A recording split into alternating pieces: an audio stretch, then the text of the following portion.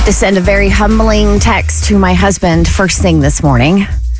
I don't know if you know this, but hot girls hit curbs. What? That is your favorite thing to do. I don't know why, after all these years of driving, my depth perception is still so off. I hit a curb so hard this morning on my way to work.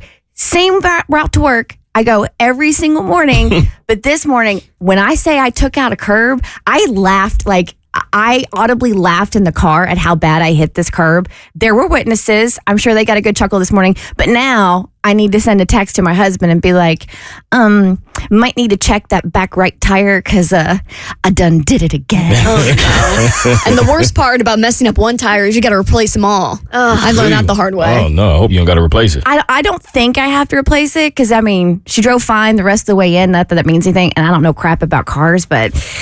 yeah. You might want to back out just a little slower. Yeah, okay. Well, it's not, I was taking a turn. I was coming out and coming on to Lennox to get on 400. And I just cut that turn there a little too tight and just just I was like practically on the sidewalk.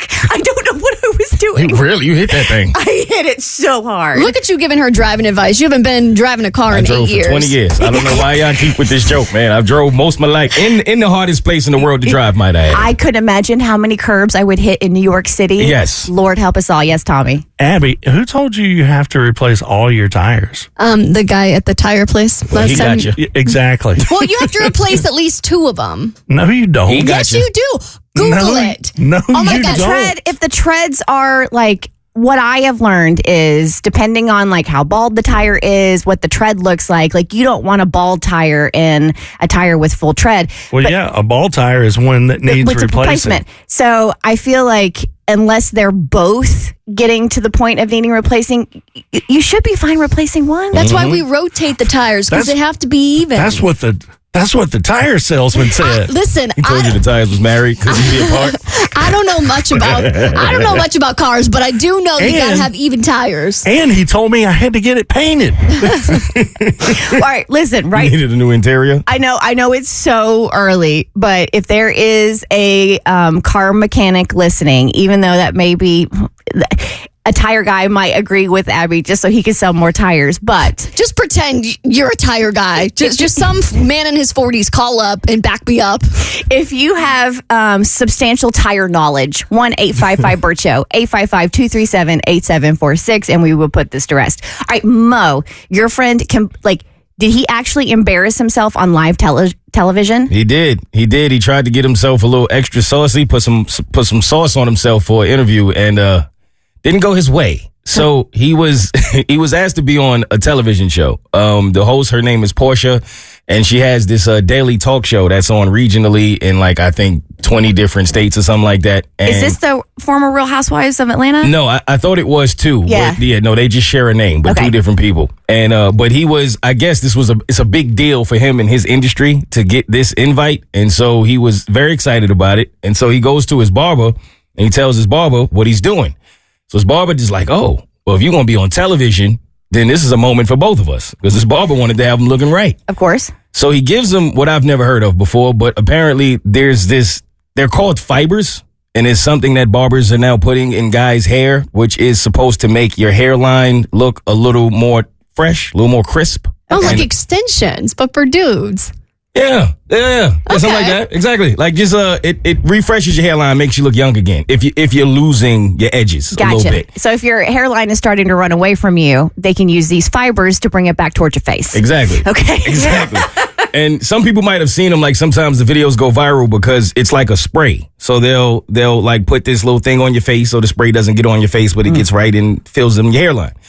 And apparently, if you don't wait long enough and it gets a little too hot anywhere you are, well, the fibers start to melt. Oh, no. So this guy had no idea that this was even a thing. He never told him, hey, man, be sure you're not around any heat, at least for 24 hours. And if you're on television, you're under those camera lights, and those puppies are hot. Bingo. So there he is. And the thing is, the funniest part of it is he doesn't know exactly when this happened. Oh, no. He just knew that when he was on the interview, they had to pull him off because they kept like motioning to him, hey man, and he's like, what? Like he didn't get it. He had 2 streaks just going down like his forehead, down the side of his face while they were filming him because the fibers started melting. Oh, no. And his hairline was just dripping into his lap. No. And he said by the time he got to the mirror, like it was dry. So he had no idea how long that had been there. To the point where I'm like, well, did people think like this was a style? Like, why didn't anybody say, hey, man, your hairline is on your face? But he said nobody ever told him. So now he's just sitting there and he's trying to do the interview. They had to stop the whole interview. Everything that they were originally going to cut, they had to redo because his hairline was running down his face. I feel like it's got to look like sweat or something. Like maybe he was just nervous. Like it's just dripping. Apparently, it's just heat. It's just like maybe the sweat is what gets it going because he said he wasn't sweating, but I don't know. I just know maybe he put the fibers on wrong, and his barber doesn't want to admit that. I don't know, but yeah, his hairline was on his face. I want to see the video that got cut though, the film that got cut when they forced him to go backstage. Yeah, fix his hairline. All right, Chris, welcome to the Bert Show. First and foremost, what are your credentials when it comes to tires? Yes, I actually work for Goodyear. Been working for Goodyear for about 2 years now. All right, I feel like then you are definitely knowledgeable about tires. I hit a curb. If I have to replace that tire, do I have to replace 2 of them? No, you do not. Okay. Honestly, you just have to look at that one. If it looks fine, you're fine.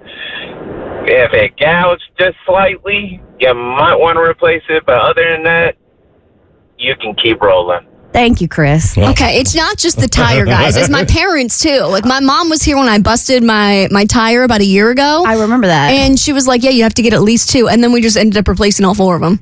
Oh. It's coming from in the house. My parents just hate me. Mo, you ready to go to outer space? I am. Abby, you ready to go to outer space? Hell yeah. All right, I'm not because I was already in the hallway and I can smell it. All right, Rebecca, how did you find a perfume that allegedly smells like outer space and also the moon? TikTok. Of course you did. Thanks, TikTok. Yeah, I've been following a lot of perfume talk influencers, but they don't review normal perfumes that you would get at Sephora. They review the very interesting niche perfumes that really pique my interest because the reactions to these scents are a little over the top. Are they over the top or are they accurate? Because here's what happened was I needed to go get me a coffee. So I left the studio and I walked to the break room and I could smell something. And then when I came back and I walked back through the hallway again, OMG. Like, what is that? So I've realized I'm not fit to be an astronaut because my big idea was that I could spray these perfumes that you guys are about to smell on the little tester strips out in the hallway because I was like, they're not going to linger. They're fine. This is like kind of like it's like a contained area. It'll go away on its own. And then I start spraying and Jackson and Amber and intern Sadie literally walk to me like the studio is on fire and are frightened. Yes. Because the smell has started to waft down the hall. And that scent, it has lingered. It is still on my hands, which is very unfortunate. But yeah, you guys are about to smell the smell of space. All right. Oh. Oh. I think we should drop the word about because I'm sitting here I can smell it. and it is wafting into my Y'all can nostrils. already smell it? Oh, gosh, You yes. can? No. Are you serious? I'm serious. I It can't is- smell anything. This is a seal-tight Ziploc bag, and I can smell the moon coming out of it. All right, so Rebecca has brought in 2 Ziploc bags. They have the perfume tester strips in there, and one is labeled moon, and the other is labeled space. Now, before we open... I can already smell it. You know what it kind of smells like? After I leave a pile of clothes out on the floor, my cats think it's a litter box and they pee on it. That after smell is what this reeks Oh like. my God. So I am curious, before we smell this, how did they determine what space in the moon? Like, did they actually work with NASA? Did they work with astronauts? They did. So decades ago, NASA designed a fragrance to train astronauts and prepare them for how outer space actually smells. And if Oh, you're so it's part of their training. yes, these are like fragrances that were used on future astronauts to prepare them for how terrible and pungent space actually is. As they would walk back onto the space station, after their spacewalks, they would notice this very lingering, pungent scent that would be stuck to their astronaut suits. And these smells are replicated after those fragrances. All right, so are we going to space first or are we going to the moon first? I'm going to say go to the moon first because to me, the moon smells just a little better. And I'm going to count you guys down. Well, no, because Jackson's in here to film. And so in order to get everybody, Mo, you're going to be the first one to step onto the moon. Well, I got to go first. Because one small step for man, one giant leap for perfume kind. One small smell for man. Oh. All right, so this is like instead of Apollo 13, this is Bert Show 13. We have landed on the moon, though I don't think Apollo 13 made it to the moon, right? Houston, we have a problem. Anyway, so here we go. You're about to walk out. You're stepping on the moon. What does it smell like? We're taking a big whiff. Close the bag. Close the bag. It's a little underwhelming. It smells like a fresh diaper. That's the smell I got. I don't know why. That's the first thing I thought of. All right, Abby. Okay. Step out. Go. To the moon. Yeah, it still smells like cat pee residue. That ammonia smell. Yeah. Oh, it's all That's right. exactly what it smells like when urine is in a diaper. That's what it smells like. Yeah, it's actually not as bad as I thought it was going to be. Yeah, the moon actually, I feel like kind of has an interestingly pleasant scent. That is not pleasant.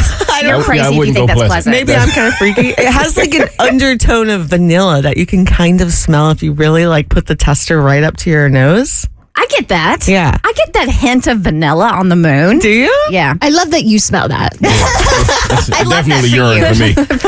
I love that moon journey for you. All right, Abby, now we're just in space. Okay. Go first. Oh my God. Yes. Oh my God. Space is worse. That one is so much worse. Oh my God. They smell that all the time? Yeah. Once they come back off their spacewalks, that's what they're smelling. Well, because they have, because they don't have their helmets on all the time, only when they're outside of the. I think it would literally penetrate like from outside of their astronaut uniforms, whatever that's called, into like their underclothes. Their spacesuit? Yes, there's there's space. Astronaut. We have never sounded less smart in our entire lives. I'm not a scientist. All right, here we go. Go into space. Uh-huh. Dun, dun, dun. Dun, dun, dun, dun. Yeah, that one burns a little bit. Okay. I don't want to be an astronaut. Oh my God. Yeah, send me a postcard. I'm all set. Hold on. Oh, it's that bad? It's bad. Uh-oh. It's bad. Okay. Hold on, no, hold on, calm. As my son, we're learning mindful breathing. Channel, you're an astronaut.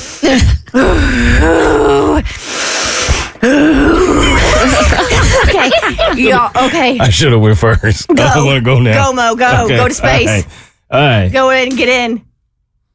Oh. Right? Hey, yo. Oh. Yeah, that's nasty. What is that? That's like right after someone peed in the That's diaper. exactly what. That's fresh urine. No, That's fresh pee. that is not urine. If your urine smells like that, you need to go to a doctor, like stat. What's NASA's mission next to get Febreze into space? Because they cannot. This is a crime. They work all their lives to go to space, and they have to smell this for 9 months. All that work up there, that's what you want them to do. Spray some Febreze. How upset and how sick to your stomach would you be if you lost $2.5 million? Oh my God. Oh, I'd go lay in the hole and never move. Right? I'm going to play in traffic. A 76-year-old woman in Pennsylvania is desperately searching for a winning lottery ticket worth $2.5 million. She thinks she left it in the pocket of a jacket that she donated to a charity. Oh. She's going to. I was stupefied. There's no words for it. It was like beyond expression. How can I get it back? So that's Mildred. And she donated a jacket to Vietnam Veterans of America. Oh, no. And inside the pocket was a $2.5 million winning lottery ticket. That's like the ultimate no good deed goes unpunished. Yeah. Life is not fair. She's just going to tell people exactly where to find it as if they're not just going to take it and run for themselves. I can't imagine that feeling. I can't. And also, like Mildred. No, I'm not going to do that. Never mind. What? No, do it. Say it. Do it. Well, she's 76. So does she really need it? No, Whoa. no, she does. But I mean, how much longer is she going to get to use it? Abigail, dark mode Abby this early? Really? Really? I'm just stating facts. She's not going through enough. You know what I mean? Like, her kids are grown if she's got kids. Well, that's what I'm saying. So Mildred, she's 76, right? And maybe she could blow through $2.5 million. But I was thinking, like, if you're one of her kids or one of her grandkids and you're thinking, like, inheritance, like, seriously, like, mom or granny, you just tossed $2.5 million. Me and Grandma Mildred gonna find the ticket. Right? If I gotta take her myself. Here's a theory. What if it actually wasn't a winning lottery ticket whatsoever? What if poor sweet Mildred just thought it was a winning ticket? And now she's got this, like, got us all on a wild goose hunt. We finally find the ticket and it's like, Granny. Nah. Granny. Sorry. Sound like a Lifetime movie. All right. So Kenzie hit us up and she is starting to catch feelings for a guy at work, and she does want to make a move, but she's worried about making things weird at work, so she wants our advice. Hey, Kenzie, welcome to the Bert Show. Hi, how are you guys? So good. Okay, so thank you so much for your email. I'm going to let you tell everybody kind of the situation, what you have going on at work, and why you're kind of like in this limbo. Do I make a move or not? Okay, yeah. So recently, about 5 or 6 months ago, I was cheated on pretty bad. I've always kind of been the one to have the confidence to go after guys and all that. And I don't know, my confidence has just been shot since. I started a new job around the same time, and there's this guy, and I don't know, he's perfect. He's so sweet. He just seems so different from everyone else. And I have no confidence to make a move. He probably has no idea I even like him. So yeah, I just kind of wanted your guys' help because I don't know how to go on from here, and I just kind of feel like I'm in a place where I'm just stuck. Okay, well, how when you say there's a guy at work, do you guys work closely? Do you guys barely work together at all? Like, how often do you see him? So I'm a therapist, so we don't really work together, but we work in the same building, so I see him in passing a lot, and like a hi every once in a while, and we have like Google chats that everyone can talk on, so not a bunch, but I do see him every day. Okay. Has he ever done anything to kind of give you maybe a sign that he might be into you, or are you just doing this on a whim? I mean, I'm kind of doing it on a whim, but I don't know, I've never gone after something and didn't have it, reciprocate feelings. I did match with him on Hinge like a few months ago, but he never liked me back. So I'm like, I don't know if he still has Hinge or if he just didn't like it back, because it tells you when someone likes you. So you liked him, but he didn't complete the match. Like, he didn't like you back. Exactly. So you guys didn't match. Gotcha. Okay, well, maybe, and I'll help you out here, because the narrative I would tell myself is if I liked a guy on Hinge and he didn't like me back, but we worked together, we worked in the same building, I would assume that he has the same thought process as me of like, it's not that I don't like Kenzie, but there's a bunch of other girls I can date and they all don't work in my office. So I'm not going to make things weird by pursuing a workplace relationship. Exactly. Or he probably also thinks I come across like super standoffish. Like, I'm not always like, I don't know. I just feel like I have like a closed off personality until you get to know me too. Okay. So. And also you said like your vibe is off right now because of this betrayal and coming off of a really bad breakup. So you're not your usual approachable self. Right. Okay. All right, Mo, should she make a move?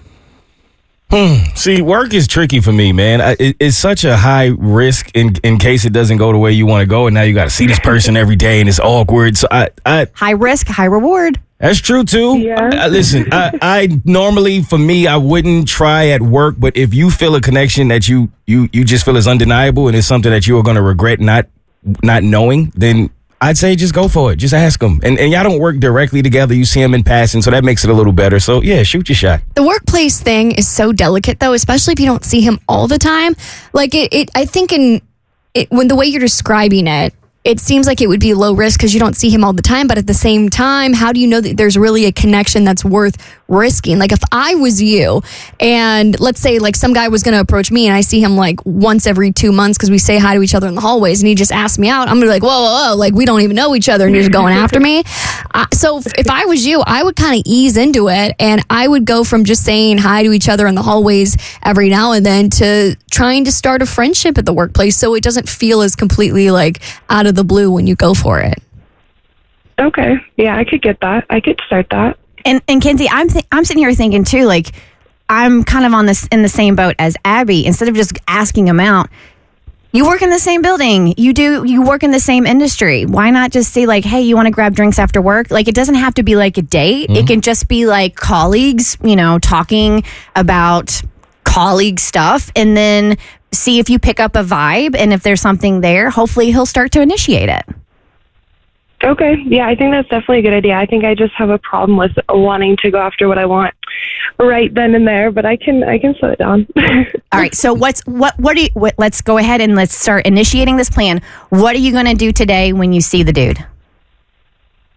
See, I feel like it's hard to talk to him in person, but I do have him on social media, and I have been able to send him a message before, so maybe send him a message during the day. That's coward's behavior. That's coward's behavior. Don't do that. I'm glad I followed up with this. What? No, say hi to him, Kenzie. Kenzie, I'm gonna help your confidence a little bit because earlier you said that this guy is just so different than all the other. No, he's not. He's a dude. He's a dude, and he likes monster trucks and sports and golf and PBRs on the weekend, and he scratches his butt. Like he's a dude. Bro, what? He is a dude. So just picture that. He's like every other guy. I'm sure he's wonderful once you get to know him, but at the end of the day, like he's just a dude. And if it doesn't work out with this guy, there is somebody else out there. You sound like a great gal, even though you sound a little cowardly right now. She's off of a bad breakup, Abby. I know. This is a womb of comfort. That was your locker room chat? Go get him now. That was my pep talk. All right, so this is the deal. All right, this is the deal, Kenzie. You're going to have some kind of conversation with him today in person. That's the goal. It's small but mighty. All right, you got this. Okay, sounds good. I will try. Few words, big energy. No, not I will try. I will do. There you go. I will do.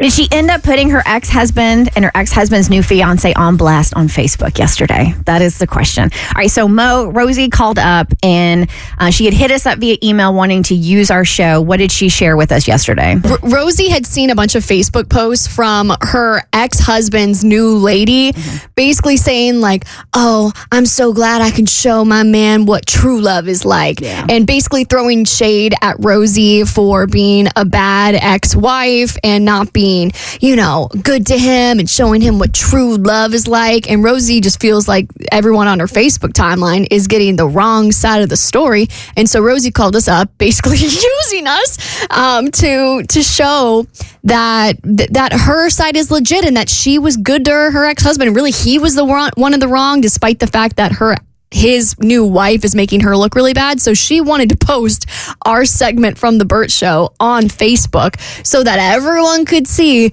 that really Rosie wasn't the crazy one. Yeah, Rosie wanted to get all that stuff off her chest. She needed to vent. She was tired of the lies she was reading. And she's like, it's time people hear my side of the story.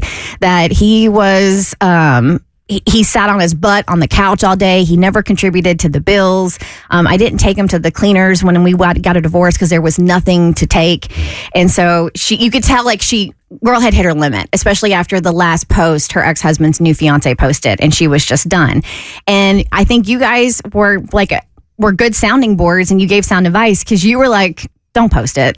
Yeah, I mean, that energy, just holding on to it, and you already moved on, and you're not going to win. Like, you can't overdo someone else's lies, and I feel like the lies will always overwhelm the truth. So at that point, I just think you got to cut your losses and protect your energy. I also think it just puts you at risk for looking crazy, too. Like, you're calling up a radio show to vent about what's going on with a situation that if you would just ignore and get off of Facebook, you wouldn't have to deal with.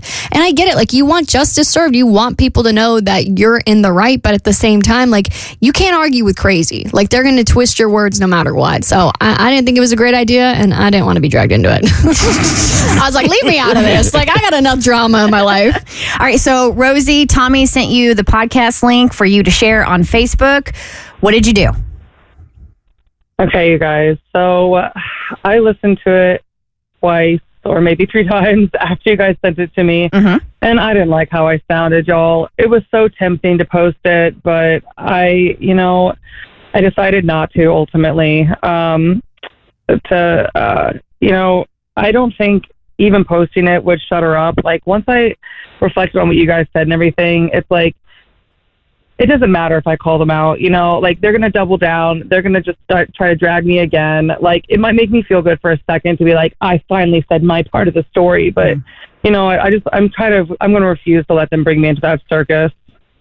I'm really proud of you, honestly. There are so many times where I give that advice where I'm like, just stay out of the crazy. Like, I know it's so tempting and it makes really good storylines for us, but at the same time, like, I'm trying to look out for you. And I just feel like posting that would have made you look really bad. So congratulations for actually listening to us for once. Yeah, I mean, honestly, it's like if they need Facebook to validate their relationship, and like I feel like they're screaming that they're happy and secure, which obviously they're not. Like they're probably not happy. Like if they're posting like that and trying to like bait me and stuff, I was like, I'm very happy I didn't post it because their insecurity is super loud. Whether they realize it or not, when you get all braggadocious on social media, it is like a Band-Aid for whatever wounds you're trying to heal in your life. So they've obviously got something going on. She's projecting clearly onto Facebook if she needs strangers to validate her relationship. So Rosie, I think you are on to bigger and better things. And hopefully a man that carries his weight financially as well. Yeah. I mean, truly, honestly. I mean, like, I know my truth. Like, obviously, like, they need all this backup from all these other people saying, oh, yeah, she sucks, like, da-da-da-da. So it's like, you know what? I know my end of the story. I know the truth. And I have to choose peace. I have to understand that that's enough. I don't need to validate myself the way that they are. That's all that really matters. And as hard as it is, I feel like when you do respond, a lot of the times you give them the win because that's what they want. That's what they're trying to pull from you. And I feel like that silence and just ignoring it all is actually worse for them than you actually giving them some energy. Yep. Absolutely, dude. I mean, because they're small, they're small-minded, like, it's like, if I give into that, it's like, they'll be like, see, they're just as bad as I am, so da-da-da-da. It's like being silent is probably going to make them more frustrated, so Rosie? I'd rather have that win. Yeah, Rosie, this is called growth. We're all very proud of you. I mean, don't get me wrong. I do love the drama, but I think this was by far the best move for you, so thanks so much for the update. And you should be proud of yourself. Yep. Thanks, guys. Go treat yourself today. Get you a cookie. Get you a cookie. All right, so Mo, on a scale of 1 to 10, how epic was last night? 30. Right? Yeah, it was amazing. It was one of the most amazing things I've ever seen, honestly. All right, so huge shout out to the Atlanta Hawks and what they did for one of our Bert's Big Adventure kiddos. So KJ, who is 6, he has spina bifida and hydrocephalus. He may be nonverbal, he may be in a wheelchair, but let me tell you, this kid lights up a room. He is taking everything in. His eyes just speak 1,000 words, and his smile, he is just the sweetest, most effervescent kid, right? And we surprised KJ and his family at our Bert's Big Adventure send-off party. Bert's Big Adventure, our nonprofit, where we take kids with chronic and terminal illness to Disney World.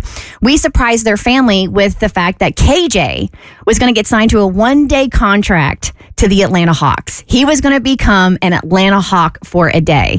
And when I tell you, KJ's dad, Kari, when the tears started, like the dad tears, get a little tight in the chest because they are huge Hawks fans. Like he loves watching the games.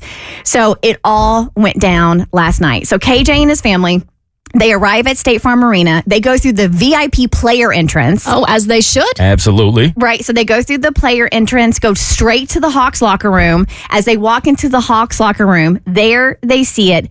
KJ's own customized locker with the nameplate, KJ Davis, right there. His very own custom jersey with number 1 on it because he's number 1. That's a fact. They get a VIP tour of the locker room and the practice court. Then they get a tour of the arena. The entire family is decked out in Hawks jerseys, wearing Trae Young jerseys. And then after the tour of the arena, KJ was brought down to the court to meet the players as they're warming up. And then that's where Mo came in. So, yeah, they take him down, put him courtside. I mean, he's right next to the players, watching them warm up. All of the players came over to say hello. Trae Young came over. Dominique Wilkins, the legend, came over. Dyson Daniels came over. I mean, about 7 or 8 of the players literally came over, spoke to him, shook his hand, wrote their autograph on his big poster board for him. And I mean, if you know anything about KJ, he just loves basketball. There's something about basketball that it just compels him. He is all in. And I don't know what it felt like for him, but to just see him so focused on the court, like he was not paying attention to anything else. His eyes never left that court. And those players, and every time they walked over, you can just, the entire family would light up. It really was amazing that they took the time to do that. Everybody was so sweet. Then after that, they took him into the press conference room where the players would normally speak after the game. The general manager himself of the Atlanta Hawks, he came out and he sat next to him and he signed KJ to a one-day contract, and it was official to be an official part of the Atlanta Hawks. They had what's the mascot's name? Oh, Harry the Hawk. Harry the Hawk was there. He did a great. He was following KJ everywhere, turning up with him, dancing for him. Like they went all out. Like everyone that I met, all of the staff there, they was super nice to him, super sweet, and it was just an experience that I know this family will absolutely never forget. He gets to keep his name tag. He gets to keep the contract, so they have all of this memorabilia from the day. It was, the Hawks went all the way out. It was amazing. Yeah, they definitely they over delivered. Like they made some big promises and they still over delivered with what they did for KJ and his family. And I had to take off, so I missed this part, but I didn't. I know that they told me they were going to sit courtside and they were actually going to announce KJ as the newest member of the Atlanta Hawks on the big screen in front of the entire arena. So they got to sit courtside, be announced as the newest Hawk, and watch the entire game. I mean, you couldn't have been better. So yeah, Sheridan from Bert's Big Adventure, she stayed with the family for the game, and she let us know that during the second quarter, they made the announcement, that KJ was the newly signed Atlanta Hawk for the day. And she goes, that feeling of the entire all of State Farm Arena cheering for KJ as the new Hawk, like just melted your heart. And I mean, to imagine all those people cheering for you. So yeah, like Mo said, VIP seats, Delta Club. They did the shout out during the game. And then after the game was over, obviously that's a long day for the family. So huge thank you also to Third Eye Productions. Because after the game, instead of having to drive all the way back home, they got to stay in a fancy hotel room at the Signia downtown. And it's funny. It's like, if you're going to play like an athlete, you better live like an athlete. That's right. That's what they did last night. So they stayed at the Signia. Third Eye set them up for everything they needed off court. The hotel room, the transportation, souvenir money. Third Eye Productions hooked them up. And again, to the Atlanta Hawks. Like, I don't even know if you can comprehend what this meant for the family. And I know from the conversations I've had with Kari, to be able to see his son live out a dream that they never thought he would be able to is something that they will never, ever, ever forget. So thank you to the Hawks organization, to every single person that touched this family's life, especially John Bobble and Garen Nairn. We appreciate you so much and everything the Hawks did for KJ and his family. It couldn't have happened to a better family, man. They're so deserving. And like you said, they are such big Hawks fans, and that made it so much better to watch them enjoy that moment. So to Greta, KJ's mom, Kari, KJ's dad, Kai, his little sister, I can only imagine what a night you guys had, and you could not have been more deserving. The way one of my friends revealed the biggest news of his life to me was fascinating, because I think it is so different than how it would go if it were a group of women, but because it was a group of men, I think y'all would think this is hilarious. Hilarious because he downplayed it so much? I don't know if he well, no, he didn't really downplay it. Okay. It's just the way he presented it and the way he told it was like, bro, what? Like, this is the way that you're going to like give us such big news, and it was such a guy thing. It's just so different from how women give news. Yes. Okay. I think, because I'm not sure exactly how it would go, but I know it wouldn't go like this. Okay, let's do this. You go ahead, pretend you're him, and we're the guys, and break the news to us, and then Abby and I will do our version as if we're telling a bunch of women. Okay, all right. So we get on Zoom, right, which is normal for us. We Zoom once a week. I love that. Me and my 3 friends is kind of how we keep up with each other. Oh, that's sweet. Yeah. So we're doing a Zoom, and at first it's very, very normal, right? Like, we're talking life, we're talking sports, we're talking all of the things. But I noticed something was different immediately with one of my friends, because he had headphones on. And this was interesting to me, because this is the same guy. I don't know if y'all remember, but I revealed that he was dating someone seriously And it was funny because the woman that he started dating was a woman who used to date a guy that he worked with, and he's on his soccer team, and so they know each other. Yep. And it was a whole thing. Right? I remember that story. But I was happy for him because he's never been serious, like at all. All of his dating has always been fast. He's not really into it. So he finds her and he's just like, I don't care. This is the one for me. I'm all in. You found the one. He found the one, right? Aww. So I'm super happy for him. And when he answers the Zoom and he has headphones on, I'm like, hold up. Do you have headphones on because you're embarrassed at some of the things we say and you don't want your girlfriend to hear it? And he goes, yeah, that's the exact reason. So I'm like, okay, like I see what's going on here. So he doesn't, because the last time we Zoomed, I guess she heard a few things and we started making fun of him. And he was like, y'all not ruining this for me. I'm protecting my relationship, right? So I'm like, okay, good for you. So at this point, he tells us, yeah, I forgot to tell y'all something. Check your phone. That's what he says. Check your phone, right? So we're like, what? Okay. So we all we pull our phones out and it says, by the way, she's pregnant. Just like that. He just sent you a text? That's it? That said, by the way, she's pregnant. That's how this man revealed the fact that he is having a child with this woman to his friends, to us. This is how he told us. Question, and forgive me if this is obvious, but why did he have to text you that? I have no idea. I still don't know to this moment why he had to text that because we didn't get into it. Were you all having this conversation? Were you on the Zoom yesterday? No, this was 2 days ago. Okay, because I was like, yesterday was April Fool's. I'm like, please tell me that he wasn't. I didn't think about that. Nah. All right, why couldn't he just say it over the Zoom? Like, and why did he have to text it and make you guys? I'm so confused. I am too. And with this friend, like, you don't, how do I explain? You don't really talk to him. He talks to you. So like, and even when we text him, he's the kind of friend that'll text you back 3 days later. Yeah. He's like, you're really not going to get a lot of information from him. And so I see the text and I'm like, are you serious? So he's like, yeah. And we're like, okay, congratulations? Like, we didn't really know how to even respond to it. It was so weird. Is it one of those situations where you're still kind of at that age where I'm like, is this a good thing? Right. Or is this a bad thing? I did ask him that. I'm like, so are we happy about this? Like, what's the emotion here? Okay, this is funny because I ended up being pregnant during a pandemic. So we had to tell a lot of people, funnily enough, through Zoom that we were expecting a baby. Uh-huh. And the way my husband and I chose to do it, we would, FaceTime people or Zoom them on the computer to say hi or whatever. And I was just holding up the sonogram picture. So as soon as the video popped up, that's what they saw. And I would just peer from behind it. And then my husband and I were both there together. That makes sense. So I'm just curious. I'm curious if you don't do that as a couple, like 1-855 Bert Show.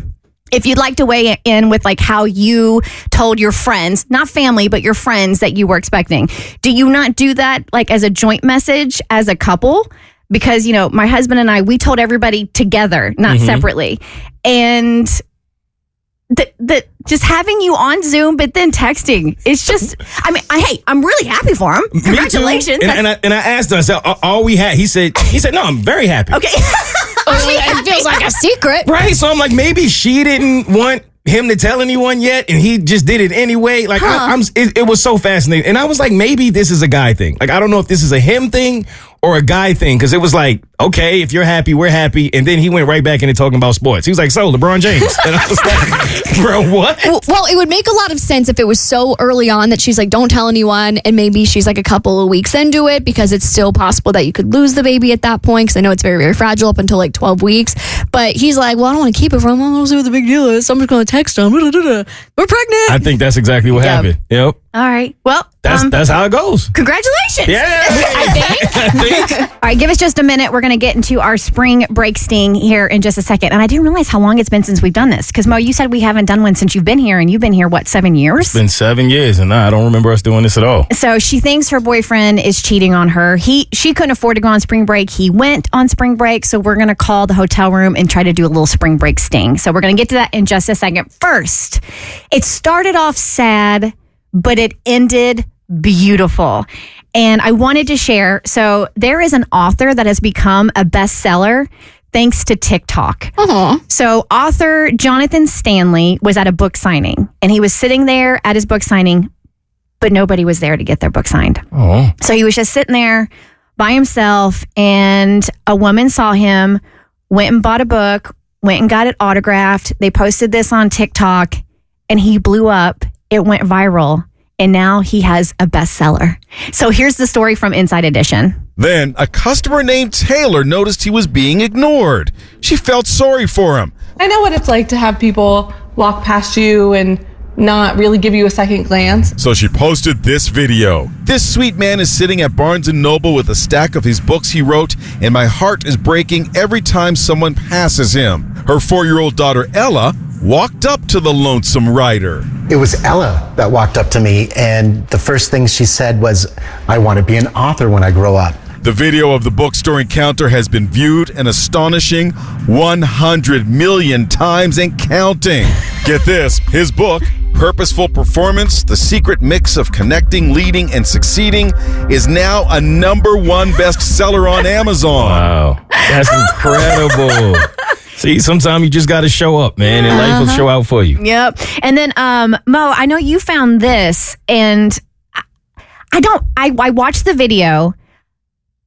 I want to call her out because I don't think this is accurate. I don't think a majority of women would leave men if they opened up and they were vulnerable. Well, good, because I was curious as to what you guys would think. I have heard a lot of men speak to this about just feeling afraid to be vulnerable in relationships with women because it's used against you sometime, or sometimes she may look at you different.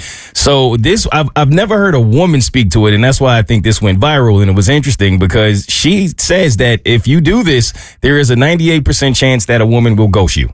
If you open up to a woman, at least as a man, there's like a 98% chance that she's probably gonna ghost you or move on to a different man, okay? This tends to perplex a lot of people, and they often ask the question of why, and some people are just so jaded they stop asking why. They just decide that women are just like this and they live with it.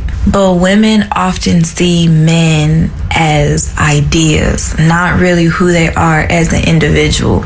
So essentially, if you open up to a woman, you're becoming a real person. You can no longer fit in the confines of the idea, the box that she has placed you in. It's very similar to like if someone kidnaps you, right? They teach you to make yourself personal, start telling them facts about you, etc., because it's supposed to be less likely that they end up murdering you or harming you because they can actually see you as a real person. Humanizing yourself, right? Yeah, don't humanize yourself with the woman, especially in the early stages of being in a relationship with her, whether that's dating or whatever, because she still needs time to feel a certain way about you before she starts accepting that you are no longer an idea, you are actually an individual.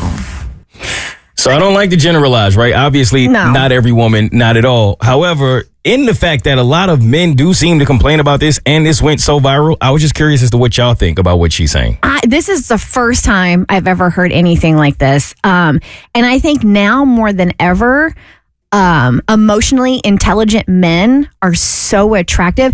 And I'm not saying like on the first date, you shouldn't trauma dump on somebody because that's going to be a turnoff, right? I think that's just common sense. Like you get to know somebody, you learn the pace of the relationship and you go at the pace of the relationship. But to say that if a guy is vulnerable and shares something with you and that you're going to ghost him because now this idea of him has become reality, I think it's a bunch of phooey. A bunch of phooey. I think it's way too much of a generalization to just say, oh yeah, that's factual. But I'll play ball with her for a second. And I almost wonder if the male equivalent for what she's saying is like when a woman opens herself up physically to a man, all of a sudden now the mystery and the idea they have of you is gone because you've maybe rushed the relationship before other things could progress. Like maybe women need other things before they see you be vulnerable and quote unquote weak, but otherwise they'll ghost you. Does that make any sense, what I'm trying to say? Like you have to establish the relationship before a woman is willing to accept you being vulnerable in that way. I think, yeah, and I don't know, a lot of men, I guess, feel as if it's a weakness to be vulnerable, or at least it's viewed as a weakness. And so you keep it to yourself. You really don't, you kind of pretend as if nothing's ever wrong because of the fear in that your woman will look at you differently if you show that level of vulnerability. Like, I'll be honest, like if we go on 3 3 dates and on all 3 dates you've been like super weepy and you've cried about something, well then I'm gonna be like, I don't know about this guy. He's a little bit too in touch with his emotions. Like we gotta pull some reins back. But I think on the whole, like how else are you gonna get to know somebody and get to know their inner soul and what depth they have? And if I don't know. I heard that and I listened to it and I'm like, I don't think I can agree with her. It's a balance for sure. To me, it's one of those opinions where it just, I feel like it always ends in, if the person is into you, you'll be fine. And if they're not, you'll end up in a situation like this. You can't say the wrong thing to the right person. Bingo. And if Henry Cavill says something very vulnerable, I'm probably going to give it a little more of a pass. Yeah, I would think so. He is Superman after all. All right, spring break sting. It's been a hot minute since we've done this, but Jamie emailed us and she is very concerned that her boyfriend may be cheating on her. And it's the fact that he's on spring break this week gives us an opportunity to see if we can catch him being unfaithful via a little spring break sting. Hey, Jamie, welcome to the Bert Show. Hey. Hey, all right. So you hit us up and you wanted us to, suss out your boyfriend. Can you give us a little history here as to why you think he left on spring break and he wasn't going to be faithful? Sure. Well, we've been dating since August. We met during the first week of my junior year at Louisiana State University. We've been pretty inseparable until now. I couldn't afford to go on spring break this year, but he still went with his friends to Galveston. But I don't know, for the past month, something's just felt off. He's been distant, avoiding plans. He's barely texting me back, and now he's on a trip, and it's worse. He's not responding to my texts, and just something's not right. I can tell. Yeah, if you're going on a trip or a guy's trip or specifically spring break, and you're being avoidant of text messages, that's not a good look. You would think you would text more, just that, you know what I mean? So you can keep the peace. I get the sense that maybe he's mentally been preparing to step out on the relationship for the last month. Maybe things haven't felt right in the relationship, so he's like, okay, well, maybe spring break is the opportunity for me to test the waters elsewhere, so he's become a little emotionally distant. That's what I'm feeling. Oh, well, there's girls on the trip that I know he would hook up with. That I know want to hook up with him. So the way he's been acting, I don't know. I think you're right. So the girls that are on, so this is a mixed group. There's guys and girls on this spring break trip. And of the girls how do you know that they would hook up with your boyfriend? Oh, I heard a couple of them talking about, well, he's so hot. Well, if he wasn't taken, or, keep an eye out. And at the time I tried to just ignore it. Because, people talk, and he is attractive, so, I don't know, maybe I thought they were just joking, but now they're on the same trip together, and Did you, so before because you guys you felt this distance the month leading up to him leaving for spring break and you've overheard these conversations with these girls, did the two of you have any type of conversation before he left? I mean, obviously you don't want to be that girlfriend that's like, hey, don't cheat on me, keep it in your pants. Was there any kind of communication or any kind of conversation prior to him heading out to Galveston? No, we danced around it. I tried to talk to him a couple times, just be like, hey, you're going to check in with me, right? I know I can't afford to go this year. And he was like, yeah, sure. And then that was it. That was the whole conversation. He didn't want to talk about it. I completely get it. I mean, that had to be difficult to let him go on this trip without you and knowing that these women feel this way about him and have been saying these things. So I feel like he definitely should have gone out of his way to make sure that you are comfortable knowing that you are in this situation. And I'd be frustrated if I was you as the girlfriend. If he's really done with this relationship and he's hoping to hook up with one of these temptresses that has been thinking about hooking up with him for a while, then I would feel disrespected as a person. Just dump me, bro. If you're going to cheat on me, just simply leave me. It's not that hard. Throwing out the temptress. I know who's been watching Temptation Island. That's the only exactly thing. Where he is. It's the only thing in my brain. Yeah. Galveston, Texas, Temptation Island. Yeah. We're just kidding, Jamie. He's definitely being faithful. All right. So, what would you like us to attempt to do? Well, I have his hotel and his room number, but I'm too nervous to call. Can you guys call and see if there's a girl in his room? All right. I don't know if you can pretend to be hotel staff or just, I don't know, come up with something. Yeah, so I need to know what's actually happening there. no, I hear you, and I would be nervous to call too. So, and if you called the hotel room and the hotel, like his hotel room, and he answers and it's you, he's going to be like, "What are you?" I could see that not being a good look for you because then you're the crazy girlfriend, etc. So I get all that. You made this request in your email. So I have a plan A and a plan B. So I have a plan A if he picks up the phone, and I have a plan B if somebody else picks up the phone and it happens to be of a female persuasion. A temptress, if you will. If you will. I have plan A for him. I have plan B for the temptress. It probably makes more sense that the temptress wouldn't be plan B. Anyway, we'll do that as soon as we get back, okay? Like sealed my mouth shut with peanut butter right before we got on the air. I don't know what I was freaking thinking. Oh, the timing. All right, so we're trying spring break sting again. It's been a minute. I don't even remember how the last one panned out. But our Bert Show listener, Jamie, hit us up. And she and her boyfriend, who have been going out since the beginning of their junior year at Louisiana State University, they've had a great relationship, but the past month, he's been super distant. So she thinks that he's on spring break, potentially cheating on her. She couldn't afford spring break this year. And Jamie, I don't think you're in the minority there. I think a lot of people are on the struggle bus. He, however, did have the cash. And so he and a group of friends, boys and girls, went to Galveston on spring break. And that's where they are right now. So for our spring break sting, because Jamie doesn't feel comfortable calling the hotel room, because if he does answer, he's going to be like, why are you checking up on me? So we've come up with a ruse, which is why we call it spring break sting. So Jamie, just to let you know, there's plan A and plan B. Now, plan A, if he answers, then he's in his room and we're just going to pretend Abby's going to be like, would you like housekeeping today? And we're going to keep it short and sweet and hang up with him, okay? We're not going to find out a lot of information. Maybe try to hear if there's anybody in the background. But if he answers, then hopefully that's going to give you a little peace of mind, okay? Sure. All right, then plan B is a little more intricate, and this is if a woman answers.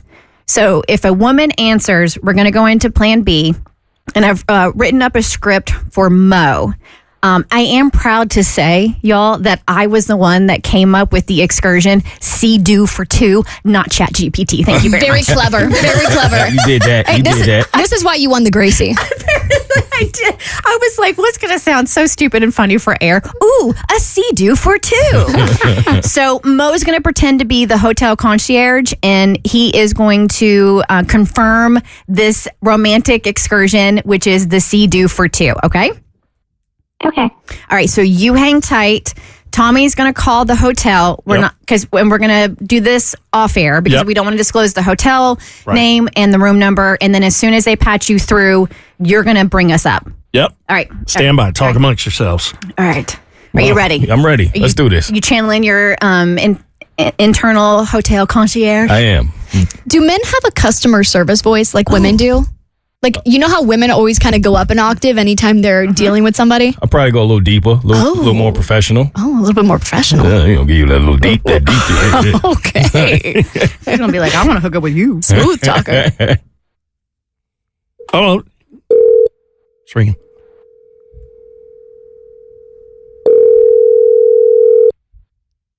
Hello? Good morning. Is this room 218? Yeah, I think it is. Great. This is the hotel concierge, and I just needed to confirm a booking. Is this room registered under the name Josh? Mm-hmm. May I speak to him, please? Sorry, I think he's in the shower. Can I take a message? We just wanted to confirm that Josh and his guest are still good to go for the do for two excursion this afternoon. Wait, what? do for two? What was that? Oh, it's our exclusive do for two package, a private romantic ride on the water for couples. Oh, that's so sweet of him. And it's confirmed. We'll see you this afternoon. Okay. Did you hang up? She hung up. Okay. Oh. So, Jamie? Oh, man. I'm really sorry. I didn't write you guys because I felt good. So, at least now I know. What are you going to do? I think you should hop in the car and go to Galveston. No, I'm just kidding. Listen, go turn it up. Sea-Doo for two sounds like a lot of fun. Go to gas is expensive. It is. And it's also Galveston. I don't know the first thing about Galveston. I don't either. I'm sorry. Thanks. I have some stuff to sort out, but thanks for all your help. Okay, you're welcome. We're going to let you go, Jamie, okay? Okay. Okay, Jamie. It's better you know now. I know it hurts. Jamie's taking it better than I would. I'd be ready to go all before he cheats on him, Carrie Underwood style, slashing his car tires, key in his car. It'll be a Sea-Doo for 3. All right, so if you have ever had a mental breakdown at work, something pushed you over the edge, you lost it, it's okay. We want you to call and share your story. We can use a voice disguiser, or we can change your name. 1-855-BERT Show, 855-237-8746. All right, Amber, hang tight because we're going to get to your mental breakdown here in just a second because nobody loves a good mental breakdown more than I do. But we were just talking during the commercial, all right? And we can't disclose the theme yet, but I have what I think is a pretty stellar and solid theme for our Pride float later this year. Yeah, Pride in Atlanta, the Pride Parade is in October. And yeah, you can look at the calendar. We're already planning because we like to plan ahead, or at least I do. Nobody else on the show does. But anyway, so I think I have what is a solid theme, but I'm doing a deep dive right now because I want to make sure that this company is an ally. Because the last thing we want to do is put a bad foot forward by doing this theme, and they're not. So far, everything I found seems like we should be good to roll with this thing. Okay. But we're going to sit tight because I definitely want to check in with our LGBT community before we make any final decisions.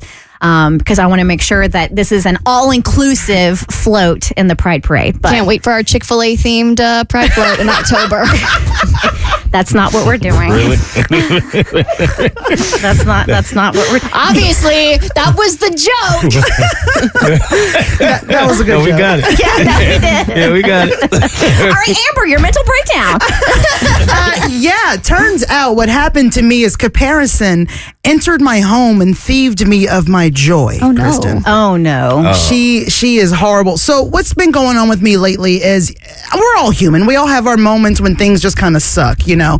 And lately I've been having these nightmares that are just a pain in the butt. And I'm not even talking about like nightmares about my mother. Of course, I've had those. But I'm talking about like more personal. I've had these nightmares where I think, I can't remember exactly what happens, but it ends with me like ending up alone, or something in the dream would have happened that makes me feel like, oh, you're a failure at everything, you know, that kind of thing. Because I'm not doing well financially, I'm not doing well mentally, and I'm also not doing well emotionally. I got a lot of things going on that I don't always talk about. So anyways, because of all of those different issues that have been going on in my mind, sleeping has been very difficult. You're at a place right now, man. Yeah, I'm in a place right now, so I haven't been sleeping very well. So the last Friday was a bad day. Actually, Chad caught me in the hallway crying. It was not a good moment. And so it was like right before I'm going to say around the 7:00 hour, the show starts, and Katie says something on the intercom for me to hear about the phones.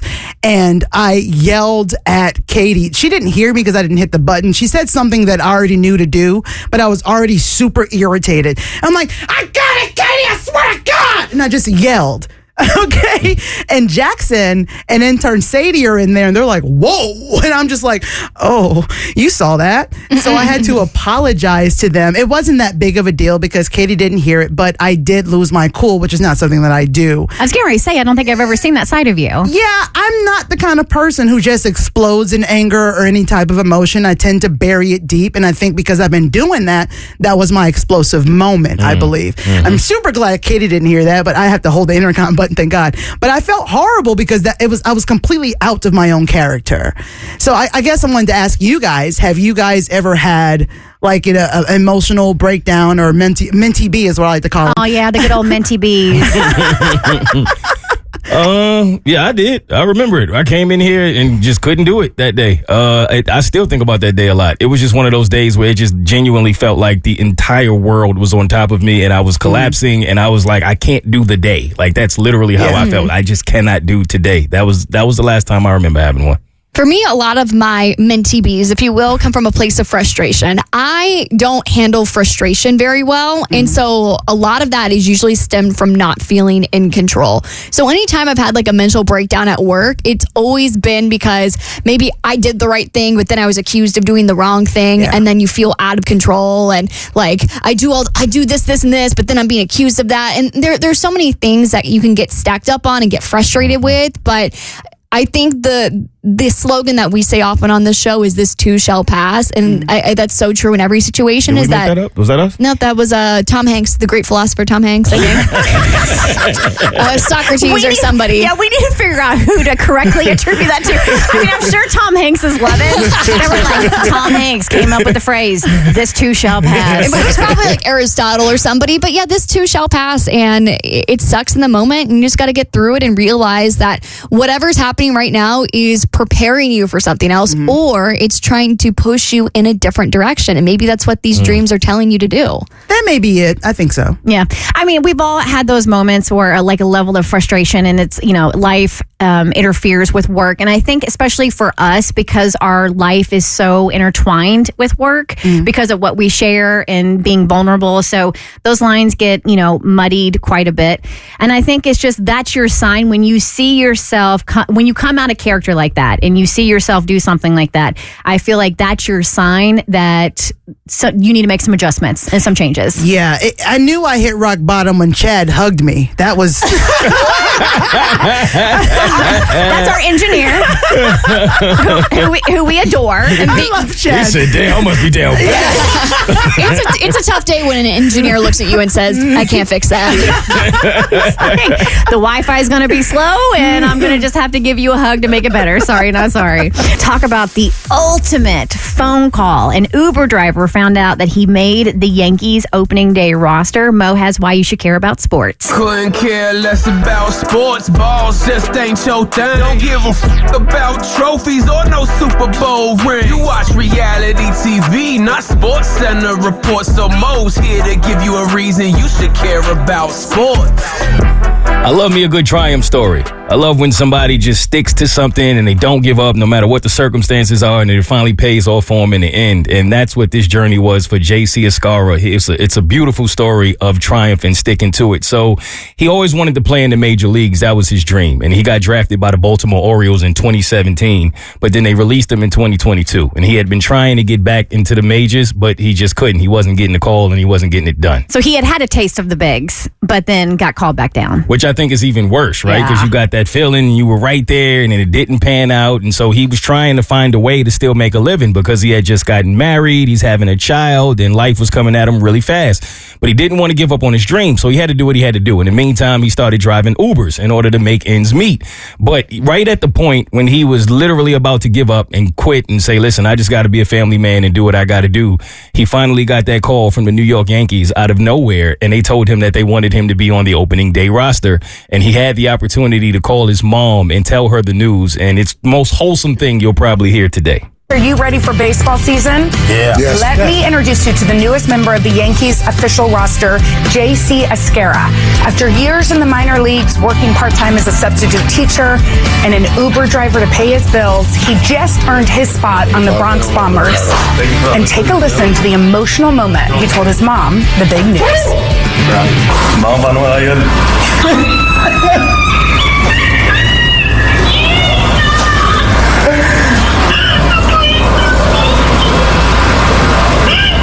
We did it. I made the team. We did it.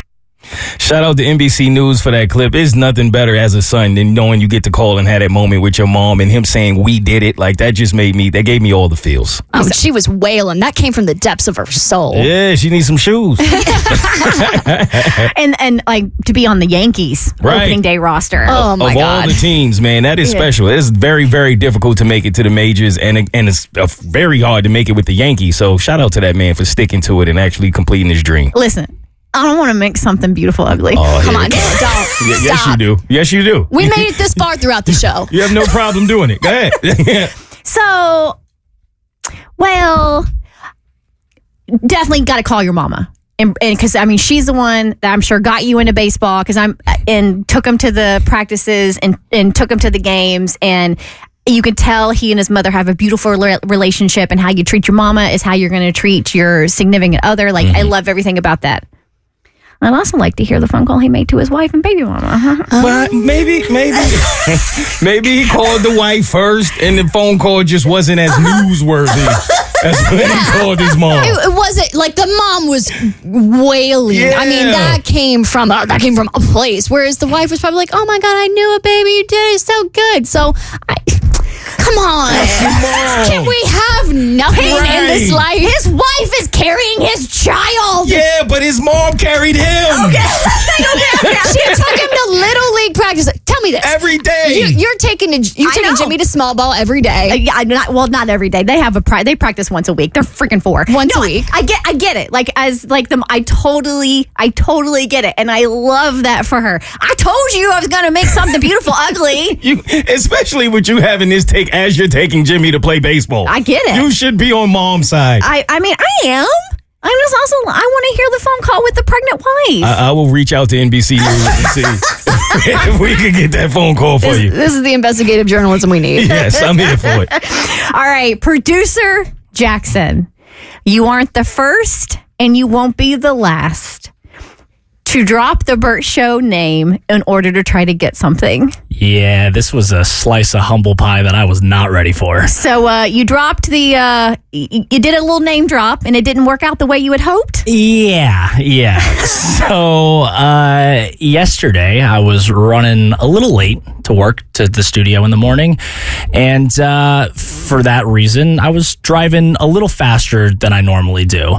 Now, at the time that we're all driving into the studio, it is empty out there. There's pretty much nobody out there, especially in a place like Atlanta where everybody drives. It's honestly a little weird how quiet it is when you're going to work in the morning, which I actually love because, you don't have to worry about all the traffic, right? So I'm driving down the highway, and you're on 400? I'm on 400, and there's a weird section right by the Buckhead exit where it switches from a 65 mile an hour speed limit to a 55 for probably about a mile. And I'll be honest, I was going nowhere near either of those speeds. I was going an undisclosed quick speed, okay? Undisclosed quick speed, okay. What you say can and will be used against you in the court of law. Yeah, I was moving, okay? Allegedly. Yeah, allegedly. So I'm driving, and I'll be honest, like, I'm a pretty fast driver as is, and so this isn't like so out of the ordinary, but I was definitely going quicker than normal, okay? And, at that time, it's pitch black out, so when the lights of a police car show up behind you, it's very obvious. Yep. And that's your police car impersonation? Yeah. Wee woo, wee woo. Wee woo. Who pulled you over? The wiggles. Just really quick, have you ever been pulled over? Multiple times. Really? Yeah. 3 times. One time for speeding because I was late for Florida, Georgia, the game in Jacksonville. And what's so funny about the first time is I was like, you know what? I'm not going to be that girl. Like, I'm not going to cry to get out of a ticket. I'm going to show this guy I've got balls. I can take this ticket like a champ, and hopefully he'll just give me a warning because I've never been pulled over before at this point. Man gives me a ticket. Next 2 times I get pulled over, didn't get tickets. Must be nice. Yeah, I set back feminism years, but all to save $150. See, as a woman, you have that card to play. It doesn't look so good if I were to cry in the middle of, getting pulled over. Yeah, I think it might be more pathetic if you cry. Then he's like, all right, here's $150 and get on your way. Agreed. So as soon as the lights come on, I'm like, I know it's for me. Like it couldn't be for anybody else. So I do my thing. I pull over. I throw my hazards on.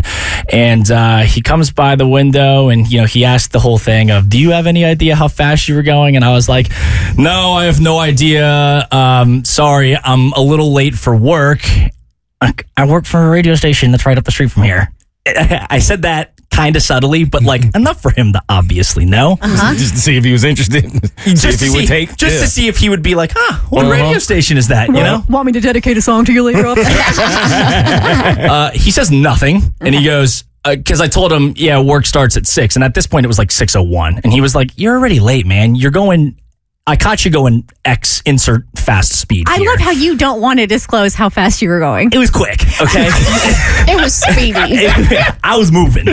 And so I'm a little concerned at this point because I was going fast enough to where like this could be a problem maybe. And you know, it's early in the morning. And also this is GSP, Georgia State Patrol, who pulled me over. So that's like another level of cop. If you know, there's Atlanta police in GSP, they run on a different sort of, you know, time frame. Their mindset is very different when they pull people over. They don't play. They do not play. So instead of wee woo, it was wee. More serious. Is that the more serious? I don't think so. That's GSP. That wasn't the flex you thought it was. No, it wasn't. Sandy Springs Police is wee woo. So he takes my license, goes back to the car, and he comes back to the window and he goes, "Thank you for being super cooperative with me.